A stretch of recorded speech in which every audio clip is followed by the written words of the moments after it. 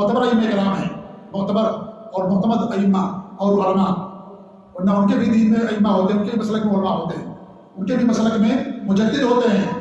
جو زیادہ بدعت پھیلائے گا بڑا مجدد ہوتا ہے ان کے یہاں، جو زیادہ شرک پھیلائے گا بڑا مجدد ہوتا ہے۔ ان کے یہاں بھی مجدد، ان کے یہاں بھی مفسر ہوتے ہیں، ان کے یہاں بھی عالم ہوتے ہیں، ان کے یہاں بھی محدث ہوتے ہیں۔ تو وہ کہتے ہیں کیا کہ دیکھو قرآن حدیث ہے صحیح بخاری کی، جس سے معلوم ہوتا ہے کہ قبر پر درخت لگانا چاہیے، نبی نے ایسا عمل کیا۔ حدیث تو صحیح ہے، لیکن خامی کہاں ہے؟ خامی یہاں پر ہے کہ انہوں نے حدیث کو سلف صالحین کے فہم اور سمجھ کے مطابق نہیں سمجھا۔ اگر حدیث کا معنی اور مطلب یہی ہوتا تو مدینے کے اندر کوئی قبر ایسی بچتی جس کے اوپر درخت نہ لگایا جاتا؟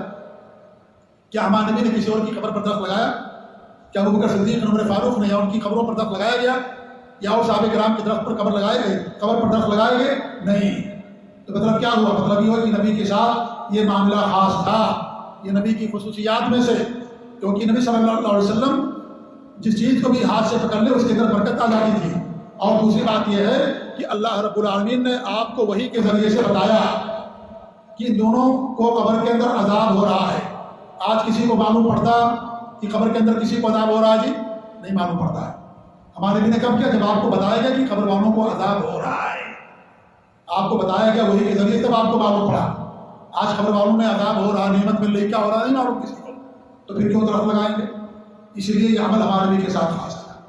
اللہ رب العالمین نے آپ کو وحی کے ذریعے سے بتایا۔ آج وہی آتی جی، فرشتے آتے ہیں جبریل امین وہی لے کر کے؟ نہیں آتے۔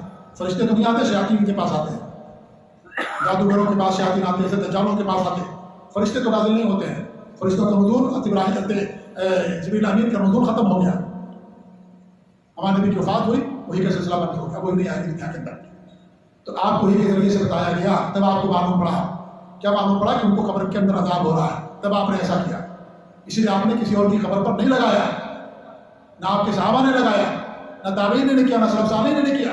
لہذا یہ ضابطہ ہمیشہ یاد رکھیے کہ قرآن و حدیث کو سلف صالحین کے فہم اور ان کے سمجھ کے مطابق ہمیں سمجھنا ہے، دوسروں کی سمجھ اور اپنی سمجھ کے مطابق نہیں سمجھنا، ورنہ انسان گمراہ ہو جائے گا۔